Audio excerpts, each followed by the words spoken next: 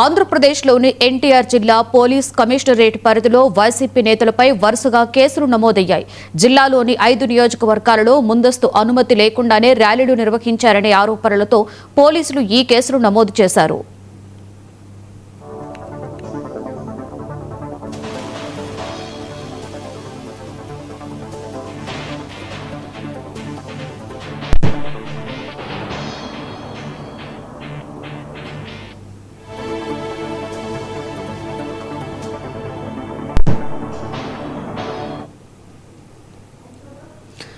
DSC వ్యవహారంలో ప్రభుత్వంపై ఒత్తిడి తెచ్చేందుకు వైసీపీ నాయకులు, కార్యకర్తలు నిరసన ర్యాలీలకు పిలుపునిచ్చారు. అయితే ఎలాంటి అనుమతులు తీసుకోకుండా ర్యాలీలు చేపట్టడం వల్ల ప్రజలకు తీవ్ర ఇబ్బందులు కలిగాయని, ట్రాఫిక్కు ఆటంకం ఏర్పడిందని అధికారులు వెల్లడించారు. శాంతి భద్రతల పరిరక్షణ దృష్ట్యా నిబంధనలు ఉల్లంఘించిన వైసీపీ నేతలపై కేసులు నమోదు చేసినట్లు పోలీసులు స్పష్టం చేశారు. ఈ చర్యలపై వైసీపీ వర్గాలు ఆగ్రహం వ్యక్తం చేస్తున్నాయి.